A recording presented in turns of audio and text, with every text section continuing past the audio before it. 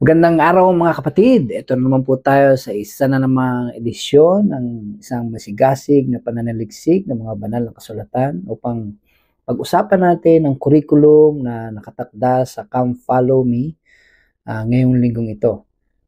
Kinagagala kong i-welcome ulit kayo sa ating balitaktakan ng mga kapitulo at mga pangyayari sa Aklat ni Mormon at yan yung libro na pag-aaralan natin sa taong ito. Sana po ay nabigyan nyo ng pagkakataon na i-review or pag-aralan nung nakaraang linggo kung saan nagmula ang Book of Mormon, ang Aklat ni Mormon, ano ang papel ni Joseph Smith sa pagsasalin nito at ang mga iba pang bagay na makapagpapaliwanag sa atin sa pinagmulan ng Aklat ni Mormon. So ngayon, kung sisimulan natin dito sa Aklat ni Mormon,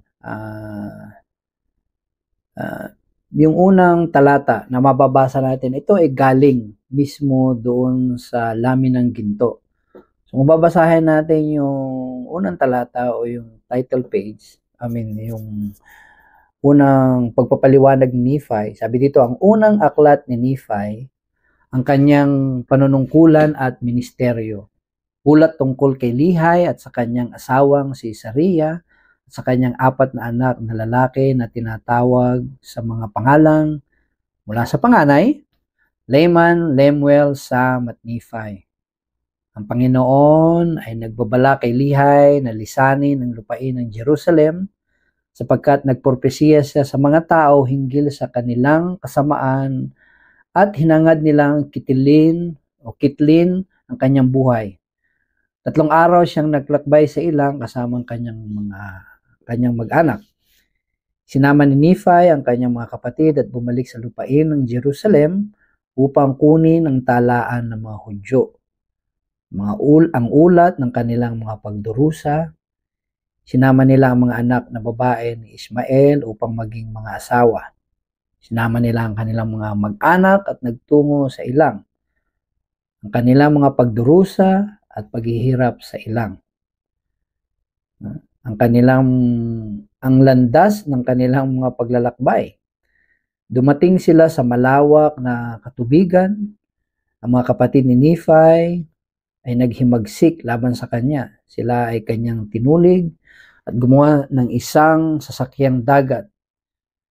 Tinawag nila ang pangalan ng puok na Masagana. Sila ay tumawid sa malawak na katubigan patungo sa lupang pangako. At iba pa. Ito ay ayon sa ulat ni Nephi o sa ibang mga salita, ako si Nephi ang sumulat ng talang ito. So yan nandun yan mismo sa gold plates. No? Hindi po yan idinagdag o inilagay dyan bilang pagsasummarize doon sa mga nilalaman ng mga kapitulong ito. No? Ngayon, pupunta tayo doon sa Kabanata 1. Unang kabanata. Ito yung sabi nga gas-gas na yung palagi nating nababasa. So, ako si Nephi na isinilang sa butihing mga magulang.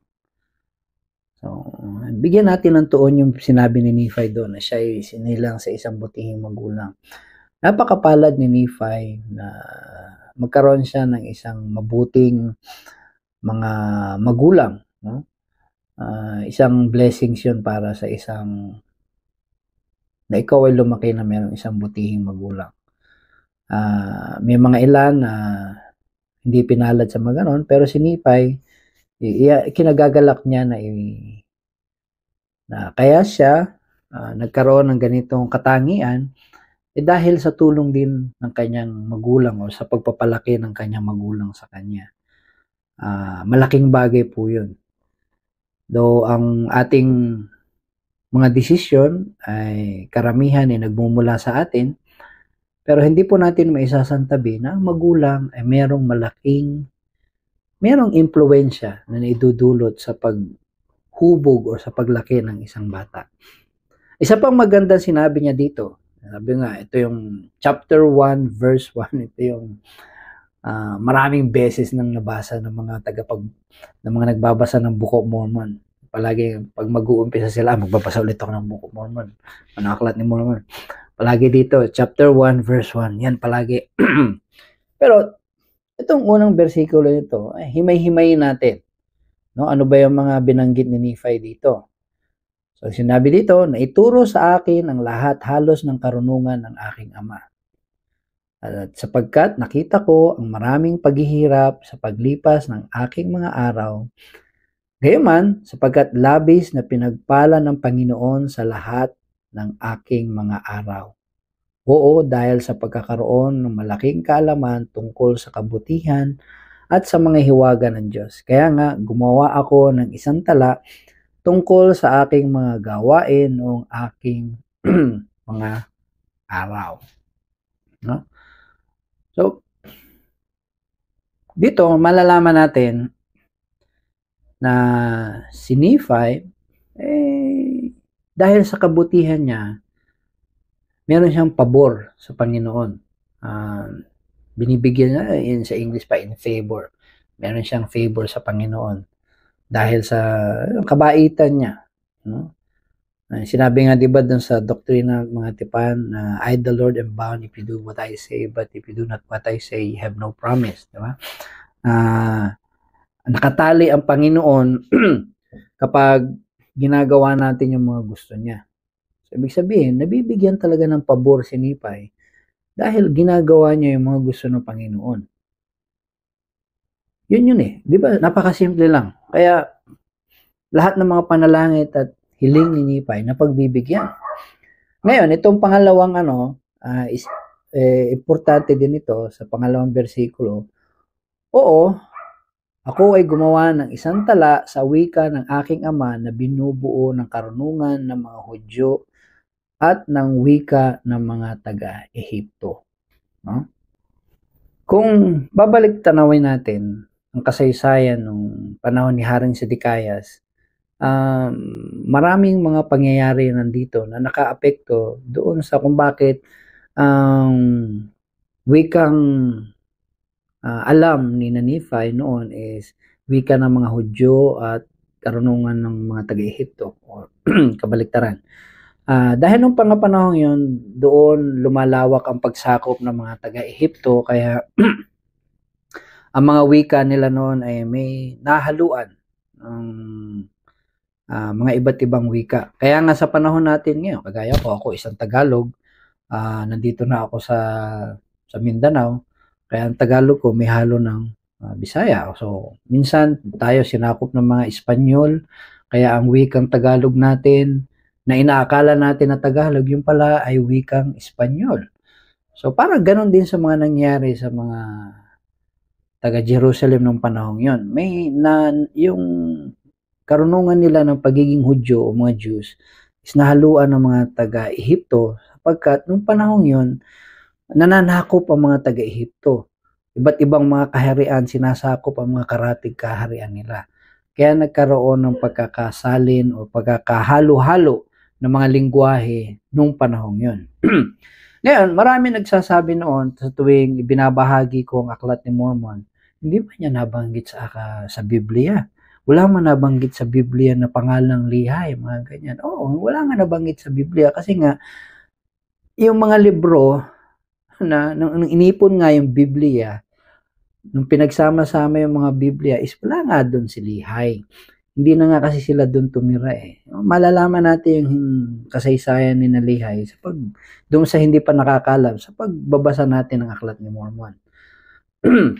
At isa pa dito, kung mapapansin natin, itutuloy natin dito sa versikulo 4 ng kapitulo 1, sa unang kapitulo. Sinabi dito na, at sa taong ding iyon ay nagkaroon ng maraming propeta.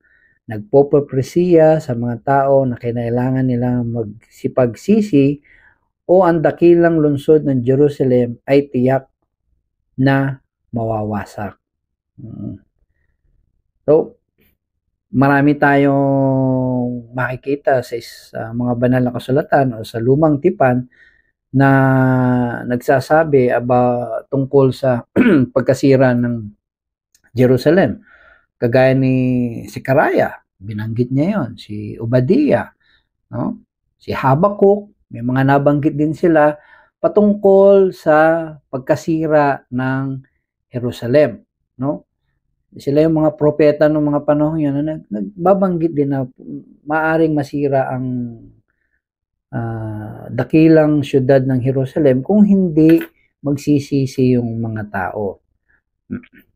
Kaya nga malinaw na ang Aklat ni Mormon hindi talaga nabanggit sa Biblia kasi nga nandun sila sa kanlurang bahagi ng ating mundo. Samantalang ang mga nangyari sa Biblia ay nasa silangang bahagi ng mundo. Ayan. Nung papauwi na si Lehi galing sa Jerusalem o sa paglalakbay niya, nagkaroon siya ng isang pangitain. Sabi nga, may lumitaw na isang haliging apoy at lumabag sa ibabaw ng isang malaking bato sa harapan niya. Itong mga ganitong klase ng pangitain ay karaniwan na nangyayari sa Biblia kung saan nagpapakita ng pangitain ng Panginoon sa mga propetang tinatawag niya. O isa na si Moses, di ba? Si Moses at iba pang mga propeta na merong mga halimbawa ng ganitong karanasan. So, sa kadahilan ng yon, kung itutuloy natin dito na sa versikulo 9, siyam, ang Tagalog. At ito ay nangyari na kanyang nakita ang isa na bumaba mula sa gitna ng langit at namasdan niya na ang kanyang liwanag ay higit pa kaysa sa araw sa katanghaliang tapat. So may nagpakita sa kanyang isang personahe galing sa langit. At nakita rin niya ang 12 iba pa na sumunod sa kanya at ang kanilang liwanag ay higit pa kaysa sa bituin ng kalangitan. So isang napakagandang karanasan ito. At sila ay bumaba at humayo sa balat ng lupa at ang una ay lumapit at tumayo sa harapan ng aking ama at iniabot sa kanya isang aklat at inatasan siya na dapat niyang basahin. At ito ay nangyari na habang nagbabasa siya ay napuspos ng Espiritu ng Panginoon. At nabasa niya at sinasabing sa Aba sa Jerusalem sapagkat nakita ko ang inyong mga karumaldumal na gawain. Oo, at maraming bagay ang nabasa ng aking ama hinggil sa Jerusalem na ito ay wawasakin. At ang mga naninirahan doon, marami ang masasawi at sa pamamagitan ng espada at marami ang madadalang bihag sa Babylonia. So, yan yung naging pangitain ni Lehi. So, kung babalikan nyo, sa mga susunod na kapitulo, yan yung isang pinagtataluhan ni na Layman tsaka ni Lemuel tsaka nung sa tatay niya. Kasi nga, dahil nga sa dahil sa mga maraming pangitain ng tatay niya, parang tingin nila na doon natakot yung tatay niya. Kaya umalis sila doon sa Jerusalem. Dahil sa mga pangitain ito. Yun yung kinasasama ng loob ni na Layman at Lemuel noong mga panahong yun. No? Sa versikulo 15, 15, sinabi dito, at ganito ang pangmaraan ng pananalita ng aking ama sa pagpuri sa kanyang Diyos, sapagkat ang kanyang kaluluwa ay nagalak at ang kanyang buong puso ay napuspos dahil sa mga bagay na kanyang nakita. Oo, at pinakita ng Panginoon sa kanya. So, kahit pa ganun pa man yung nakita ni Lehi sa mangyayari sa Jerusalem, maraming bagay doon na nakita na ikinatuwa pa rin ni Lehi. O kahit na maraming mamamatay, magiging alipin ng mga taga-Jerusalem, natuwa pa rin siya sa pagpatuloy natin, sinabi dito, at ngayon ako si Nephi, hindi gumawa ng buong ulat ng mga bagay na isinulat ng aking ama sapagkat marami siyang bagay na isinulat na kanyang nakita sa mga pangitain at sa mga panaginip. At marami rin siyang isinulat ng mga bagay na kanyang ipinopresya at sinabi sa kanyang mga anak na hindi ko gagawa ng buong ulat. Ayan na ayon kay Nephi. So, kumbaga, iilan lamang yung nabanggit ni Nephi. sinamarize lang niya, ibig sabihin yung sinabi ng tatay niya. Sabi dito, subalit ako ay gagawa ng ulat ng aking mga ginawa sa aking mga araw. Tandaan natin, si Lehi kasi, meron siyang sariling plates o lamina. So, kaya si Nipay, ako, gagawa ko yung sa akin, kung ano yung mga nangyayari sa buhay ko. Kung itutuloy natin, dinggin ako'y gumawa ng isang pinaikling tala ng aking ama. Sa mga lamin ng aking ginawa sa pamamagitan ng sarili kong kamay, ano pat matapos kong mapaikli ang tala ng aking ama, ay gagawin ko naman ang isang ulat ng sarili kong buhay. So, yun, pinaliwanag ni Nephi. Bakit? Kakaunti lang kasi nga, meron nga sariling sulat yung ama niya. At kung titingnan natin yung history, yung 116 manuscripts na nawala, yung lost manuscript, is yung Book of Lehi. Bago po yung First Nephi, meron pong Book of Lehi na nawala, na hindi na pinasalin muli ng Panginoon kasi alam niya na gagamitin lang yun upang sirain ang Book of Mormon ng mga masasamang tao. So, ituloy natin. Kung ipagpapatuloy natin yung mga nangyari dito, alam natin na si Lehi ay kinutya ng mga taga-Jerusalem dahil doon sa kanyang mga pinagsasabi sa kanila at pinopresiya patungkol sa pagkasira ng Jerusalem. Ngayon, punta naman tayo sa ikalawang kapitulo ng aklat ni Nephi. Ayan. So, kung titingnan natin sa verse 1, sa unang verse, sapagkat dinggin ito ay nangyari na nangusap ang Panginoon sa aking ama, oo, maging sa isang panaginip at sinabi niya, pinagpala ka Lehi dahil sa iyong ginawa. Dahil doon, inutusan ng Panginoon ang aking ama, maging sa amin, narapat siyang isama ang kanyang mag-anak at lumisan patungo sa ilang. So, dito na nagsimula yung paglalakbay nila ni Nephi. Umalis sila sa Jerusalem. Iniwan lahat. No? Wala silang dinala, kundi tents at yung mga importanteng mga gamit lamang. Ano yun? Kung titingnan natin dito sa verse 6, ito ay nangyari na, nakapaglakbay na sila ng 3 araw sa ilang, itinayo niya ang kanyang tolda sa isang lambak sa tabi ng isang ilog ng tubig. Ituloy na natin. Dito sa versikulo 12 o 12, sa gayon, bumulong-bulong sina Lemuel ng mga nakakatanda laban sa kanilang ama at sila ay bumulong-bulong sapagkat hindi nila nalalaman ang mga pakikitungo ng Diyos na siyang lumikha sa kanila. Hindi sila naniniwala sa 13 na yon na ang Jerusalem, ang dakilang lungsod na iyon, ay maaaring mawasak alinsunod sa mga salita ng propeta. Alalahanin po natin, etong time na ito, ang Jerusalem, isang organisadong syudad.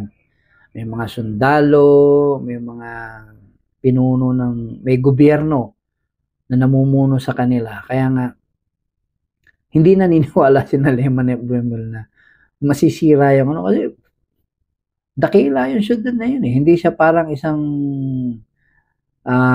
mahirap na syudad lamang. Madali lang tapak-tapakan at alipin ng kung sino. Ganun ang pananaw ni Lemuel at Lemuel. Kaya nangihinayang sila. So, pagkatapos ito, kung titingnan natin, yun. Ito na yung susunod na nangyayari. Matapos silang magtigil sa ng ilang araw, nakatanggap ang Panginoon na pinababalik na Nephi at yung kanyang mga kapatid, sina Lemuel, Sam, na kunin ang laminang tanso. Babalik sila sa Jerusalem para may kunin. At alam natin kung ano yung kukunin, which is yung laminang tanso. Kung titingnan natin, Sabi dito sa sa bersikulo 4, 4, sinabi, sa makatuwid ang Panginoon ay nagutos sa akin na ikaw at ang inyong mga kapatid ay nararapat magtungo sa bahay ni Laban at kunin ang mga talaan at dalhin ang mga yaon dito. Sinabi dito na sa verse 6, sa makatuwid humayo anak ko at ikaw ay kakasihan ng Panginoon sapagkat ikaw ay hindi bumubulong-bulong. Bakit ba balikan natin. Bakit sabihin natin na palaging mahilig magbulong-bulong to mag-murmur sa English. Palaging mamaktol. Ayun pa isang word salitang hinahanap ko. Sinalema na po yan. Yung bang pagbalik nila sa Jerusalem, madali? Hindi, mahirap yun. Alam nila kung sino si Laban, yung pupuntahan nila. Alam nila kung gaano kahirap yung gagawin nila. Sa palagay nyo ba, madali lang pupunta doon sa Jerusalem at hihingin yung isang bagay na hindi naman sa kanila? Diba? Para mong sinabi na sa isang tao na, uy, ganda nung kotse mo akin na yan. Yeah? Parang ganon. Hindi ganon kahirap. O, sabi mo, ibibigay lang sa'yo basta-basta yung yung lamin ng tanso, kung saan, noon, yung mga ganong klase ng mga talaan, kahit patanso yun, is napakahalaga. Pambihirang tao lang ang naghahawak ng mga ganong klaseng ng mga records, ng mga lamin ng tanso.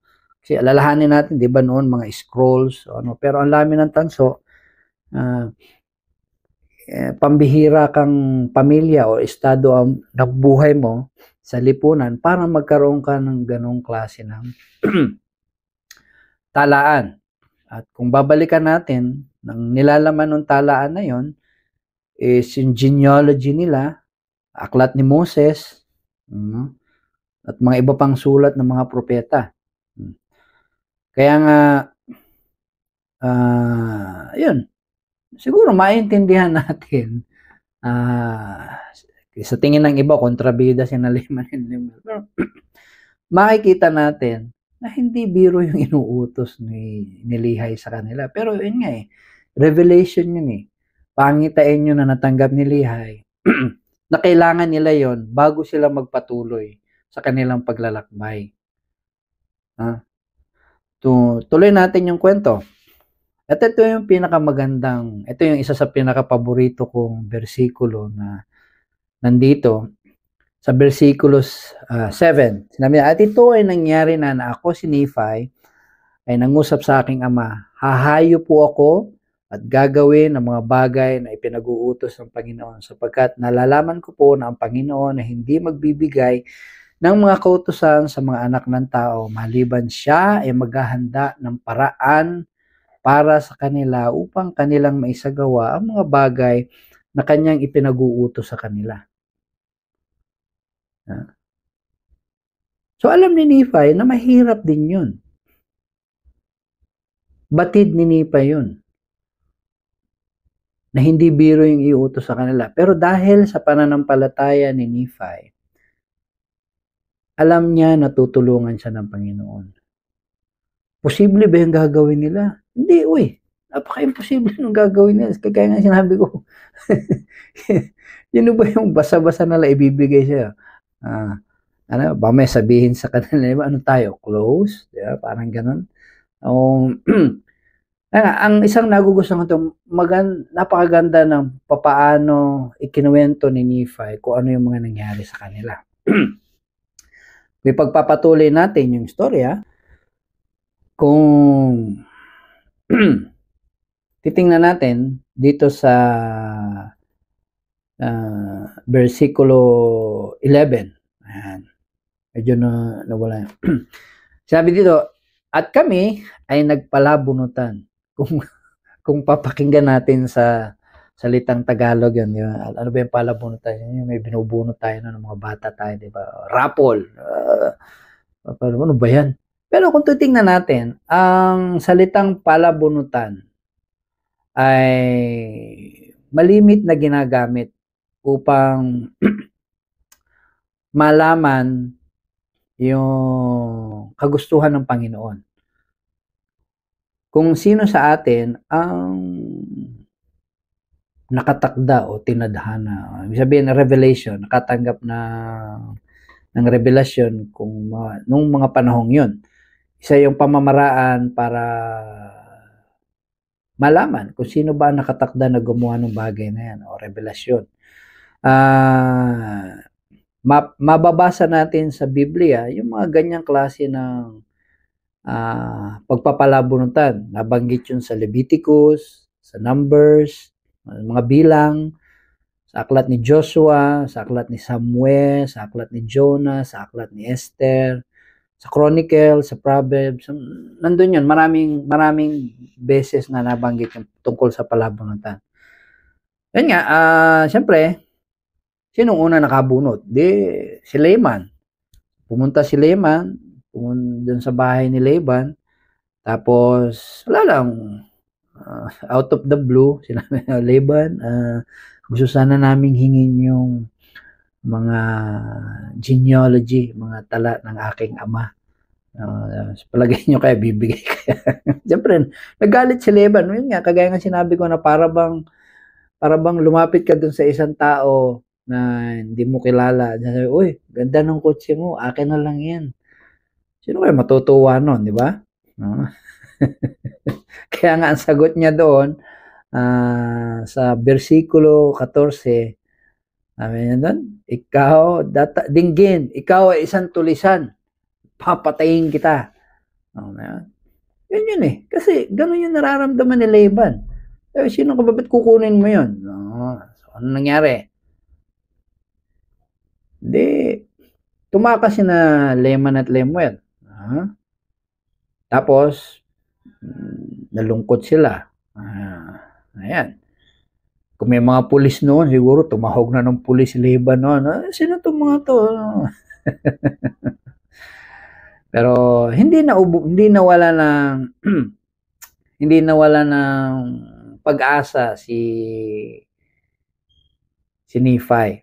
Kung titingnan natin doon sa verse 15, subalit dinggin, sinabi ko sa kanila, yamang ang Panginoon ay buhay at yamang tayo ay nabubuhay, hindi tayo bababa sa ating Ama sa ilang hanggat hindi natin naisasagawa ang bagay na ipinag-uutos ng Panginoon sa atin.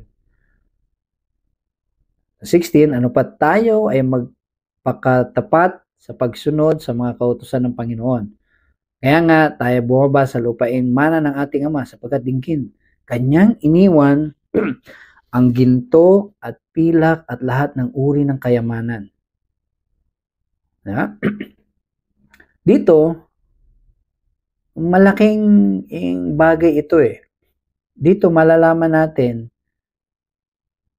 na sina Lehi, hindi biro yung mga iniwan nilang kayamanan.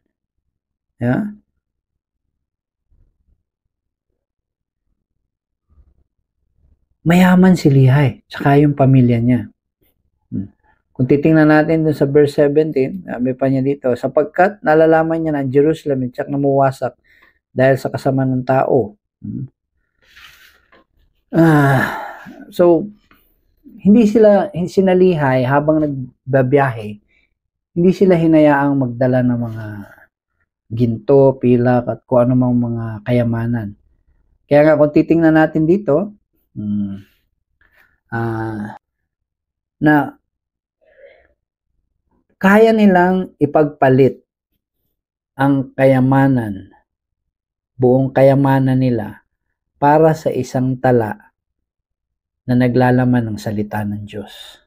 Kung titingnan natin sa verse 19, at dinggin iyon ay karunungan sa Diyos na dapat nating makuha ang mga talaang ito upang mapanatili natin para sa ating mga anak ang wika ng ating mga ama.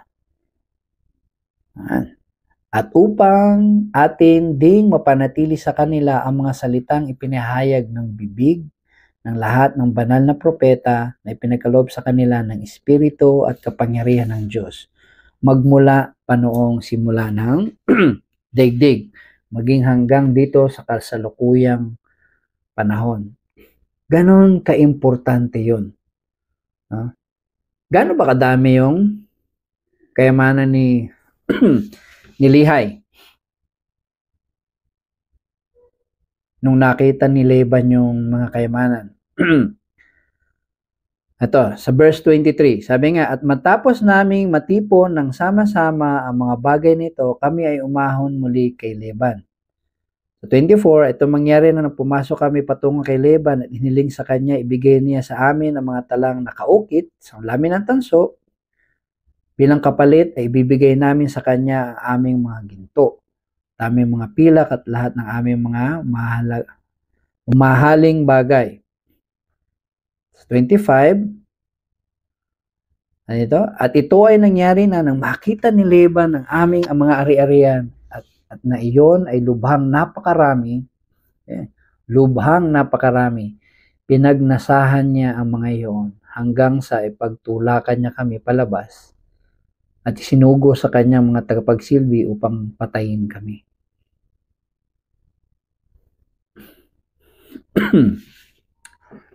Ganon kadami o ganon kayaman si Lehi. Yun ang buhay na iniwan nila. Kapalit ng pagiging masunurin nila sa Panginoon. Kaya ako, medyo naintindihan ko yung nararamdaman ni Leman at Lemuel. Nasa mabuting kalagayan sila eh. Maganda yung kalalagayan. Nasa comfort zone sila sa wika natin sa ngayong mga panahon. Tayo, di ba nangyayari yan sa panahon natin ngayon? Minsan, ayaw nating lumabas sa ating mga comfort zone. Nandito na tayo, komportable tayo kung saan tayo nandoon. Maraming tao ang nangyayari yung nasa sa mga ganitong kalalagayan. Kaya nahihirapan silang umunlad dahil komportable sila kung saan sila nandun. So, yeah. Again, don't get me wrong. Naintindihan ko yung paghihirap na dinadanas ni Leman at Lemuel. Dahil nasa sa maayos silang kalalagayan nila, ang estado nila sa buhay. Nung nasa Jerusalem sila. Yaman nila. Pinagnasahan ni Laban yung mga kayamanan nila. Ganun pa man, again, hindi nag-work. Hindi umubra yung plano ni Leman at Lemuel dito sa bagay nito. Dahil doon, nagalit sina Leman at Lemuel kay Nephi, pinagahampas sila ang kanilang mga kapatid.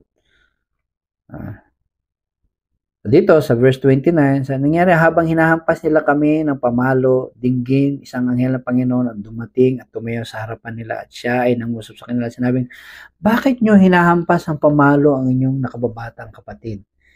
Hindi ba ninyo nalalaman na siya ay pinili ng Panginoon na maging pinuno ninyo? At ito ay dahil sa inyong mga kasamaan, dinggin, kayo ay muling aahon sa Jerusalem at ibibigay ng Panginoon si Laban sa inyong mga kamay. So, ang anghel na, kasi nga, malapit na silang sumuko noon eh. Ipapapatay na nga sila ni Laban. Hindi ka pa magtatago. Ako, pag sinabing, baka,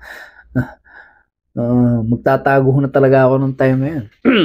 Kasi nga, ipapapatay, hindi, maraming sundalo to si Laban na mayaman tao ito. Meron siyang mga guns and guns. Di ba? Sa panahon pa natin ngayon. Kaya takot din talaga sila. Kaya nga nagalit si Leman. Mapapatay pa tayo dahil dyan sa mga idea mo. Pero ganun pa man, yun na nga, ang isa lang makakapagpabago sa kanilang isip, isang bisita ng anghel, no? Kina Leman at Lemuel, para masuportahan nila yung kapatid nila. Ayun, babalik tayo sa chapter 4, bumalik sila sa Jerusalem dahil sa utos ng anghel. Sinabi nga doon, ang Panginoon ang gagawa ng paraan upang ibigay sa kanila si Laban. Pagpatuloy natin. Kung titingnan natin sa chapter 4 sa verse 2, inilan tulad ni Nephi, kung basahin na lang natin. Sa makatuwid tayo nang umahon, maging malakas tayong katulad ni Moses, sapagkat tunay siyang nangusap sa tubig ng dagat na pula at ang mga yaon ay nahawi rito at doon. So, nahawi. At ang ating mga ama ay nakatawid mula sa pagkakabihag. So, ibig sabihin, pinapakita ni Nephi sa kanyang mga kapatid na ang pananampalataya sa Panginoon ay merong mga dakila at kapakipakinabang na nagagawa. Ngayon, ito yung paborito kong bersikulo dito sa kapitulong ito na binabanggit na maraming tagapagsalita at mga propeta natin ngayon. Dito sa verse 6, sabi dito, at ako ay pinatnubayan ng Espiritu, hindi pa nalalaman sa simula ang mga bagay na nararapat kong gawin. So, alalahanin natin, minsan merong mga bagay tayo, mga karanasan na para bang dinadala tayo ng Panginoon sa isang bagay. Hindi pa natin alam kung ano yung mangyayari. Pero alam natin parang dinadala tayo doon ng Panginoon o ng Espiritu. Patuloy natin, gayunpaman ako humayot habang ako ay papalapit sa bahay ni Laban, namasdan ko ang isang lalaki. Dito, makita natin na inihanda ng Panginoon. Kumbaga, ibinigay niya si Laban sa kanya. Dito sa verse 10, at ito ay nangyari na napinilit ako ng Espiritu na dapat kong patayin si Laban. Datapwat winika ko sa aking puso, hindi pa ako kailanman nagpadanak ng dugo ng tao, at ako ay napaurong at ninais na huwag ko siyang patayin. Hindi po madali para kay Nephi na gawin niyon. Ayaw niya, hindi pa nga siya nakakapatay. Wala siyang karanasan na isang sundalo o kahit man lang, sabihin natin self-defense, pinagtanggol niya yung sarili niya, wala siyang ganon. Pero sabi sa verse 11, at ang Espiritu ay muling nangusap sa akin, dinggin, binigay siya ng Panginoon sa iyong mga kamay. Oo, at alam ko ring hinangad niyang kitlin ang aking buhay. Oo, at ayaw niyang makinig sa mga kautusan ng Panginoon. At kanya ring kinuha ang aming mga ari-arian. Sabi niya, nangusap muli sa akin ng Espiritu, patayin mo siya, sapagkat ibinigay siya ng Panginoon sa iyong mga kamay. So, nakikita niyo, yung paghihirap dito ni Nephi. Ayaw niya talagang patayin si Laban. So, yan siya agam-agam. Hindi mo na may babalik eh. Once na pinatay mo na yung isang tao, yun ay may babalik. Patay. Wala na. Tapos na yung buhay. So, tandaan po natin, hindi madali ito para kay Nephi. Pero dahil malakas ang Espiritu, pinaliwanag ng Espiritu sa kanya nung sa verse 13, dinggin, pinapatay ng Panginoon ang masasama upang maisagawa ang kanyang mga matuwid na layunin. Higit na mabuting masawi ang isang tao kaysa ang isang bansa ay tuluyang manghina at masawi sa kawalang paniniwala. Sa verse 14, at ngayon, nang ako si Nephi, ay narinig ang mga salitang ito, naalala ko ang mga salita ng Panginoon na winikan niya sa akin sa ilang. Yamang ang inyong mga binhi ay sumusunod sa aking mga kautusan, sila ay uunlad sa lupang pangako. O dito, inisip ni Nephi, inisip na lang niya yung kapakanan ng mga magiging descendants niya, yung kinabukasan nila. Kasi kung hindi din niya gagawin yun, hindi titigil si Laban na ipahanap sila o ipapatay. Bukod doon, posibleng maalantala yung paglalakbay nila sa ilang papunta sa lupang pangako. Bukod doon,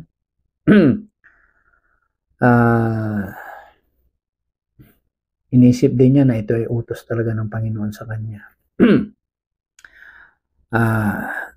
Kung ipagpapatuloy natin, doon, tinapos niya ang buhay ni Laban, sinuot ang kanyang mga damit, nagpanggap siya na si Laban, ultimo yung boses niya, ginaya niya. At lumapit siya doon sa katiwala niya na si Zoram. Na ibigay sa kanya yung mga lamin ng tanso. Dito, syempre, kung titingnan natin, kahit pa nagpanggap si Nephi na siya si Laban, kasi sino bang mag-iisip na damit ni Laban, espada ni Laban? Siguro pati yung kung ano man yung pinuputong niya sa ulo niya, kay Laban din.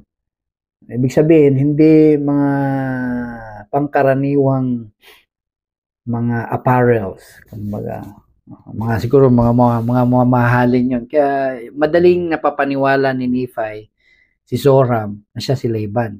No?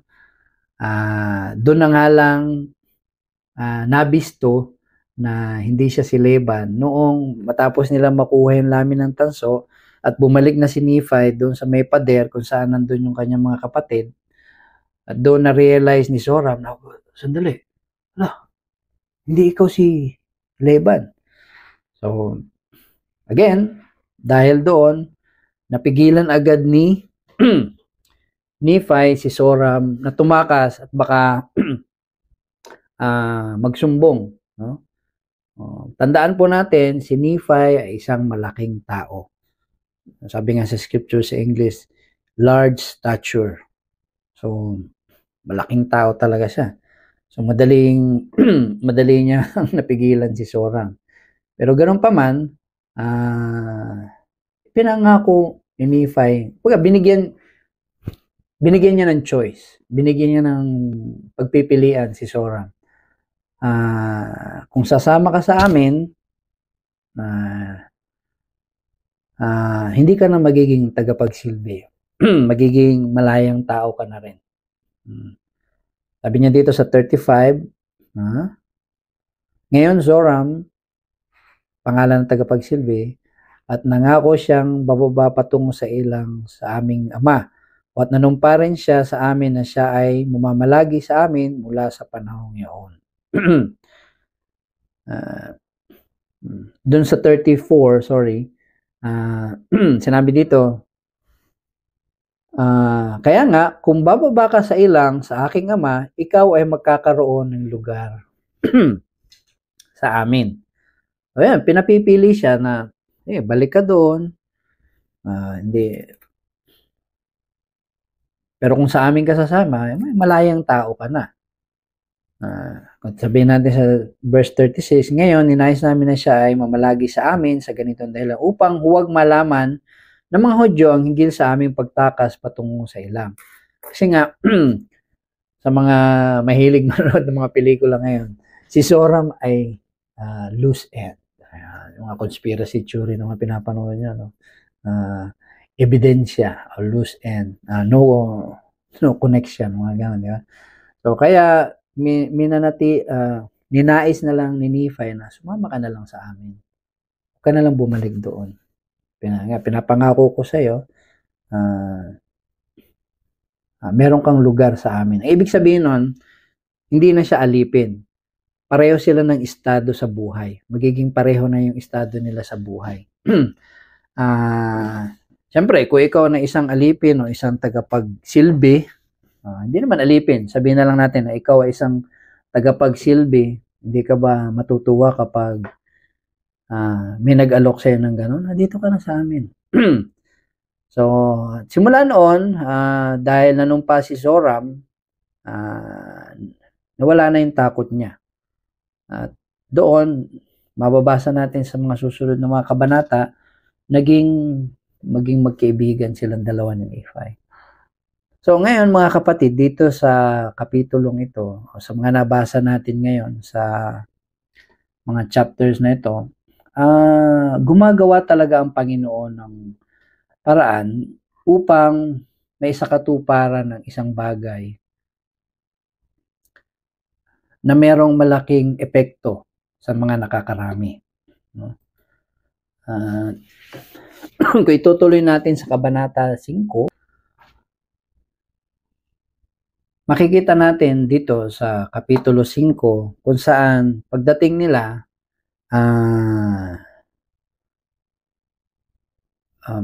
sa English, mourning versus murmuring. Magkaiba po yun, ano? Dito, nagluluksa yung nanay, si Saria, yung nanay ni Nephi. Hindi po siya nagmumukmuk o nagrereklamo. Dito, bagkus siya po ay nagluluksa. Inakala niya, dahil matagal nakabalik si Nephi, inakala niya na namatay na si Nephi. Dahil nga imposible yung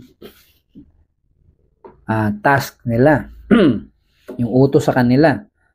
Pero ganun pa man, pagdating nila doon, pagbalik nila sa tolda ng kanyang ama, si Nephi, natuwa ang kanyang si Nephi tsaka si Lehi.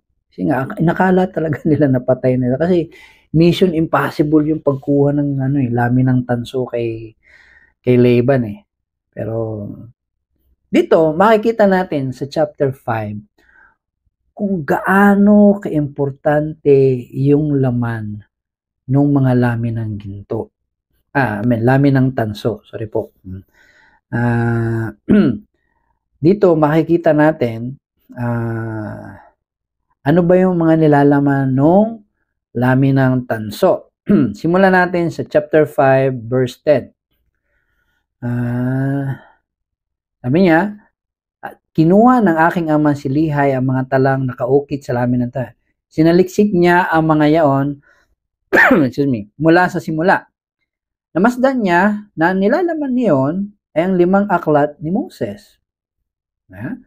At nagbibigay ulat tungkol sa paglikha ng daigdig mula kay Eva. Ano pa?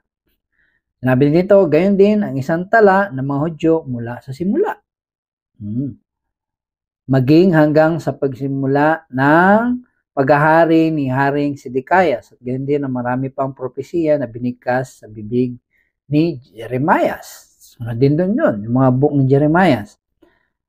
Na natagpuan din ni Lehi, talaang kanang o genealogy, na sila ay inapo ni Jose.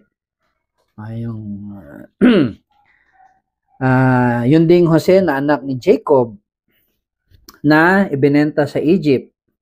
At ito pa nakakatawa. Hindi naman nakakatawa. Interesting fact. Si Laban, kamag-anak nila. Diba? Descendant din sila ni Joseph. So, kaya meron silang pagmamayari ng ganito. Ngayon, kung isipin natin, babalik, anuhin natin yung kwento. Kung hindi nakuha ni Nephi yung lamin ng tanso, ano mangyayari doon? Nung sinakop ang Jerusalem, ng mga panahon yun, posibleng mawala yun. Mapupunta rin sa wala. Ang papyrus kasi madaling masunog, madaling mag-dissolve, madaling masira.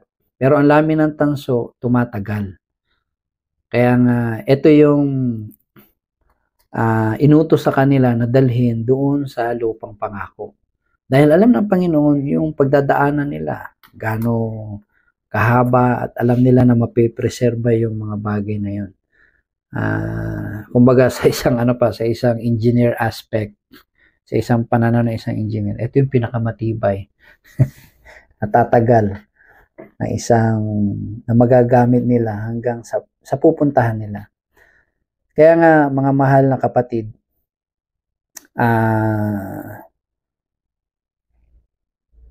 etong mission ni Nephi sa pagbalik sa Jerusalem is napaka-importanting bahagi ng Aklat ni Mormon. Dahil ito yung naging pundasyon din nila ng pananampalataya nila dun sa pagsisimula nila sa Lumang Amerika. Kung wala ito, mawawala ang wika nila, mawawala ang lengguwahe nila, mawawala ang mga paniniwala nila. Sa pamamagitan ng mga banal na kasulatan, napanatili nila yung paniniwala nila sa ating Panginoon, napanatili nila yung mga tradisyon at paghihintay sa Panginoong Hesukristo sa pagdating niya ng panahong yun. Alam ko po mga minamahal na kapatid na itong mga bagay na ibinahagi namin sa inyo ngayon patungkol sa Aklat ni Mormon, itong unang 5 kapitulo, napakahalaga po nito. Kung titingnan natin sa isang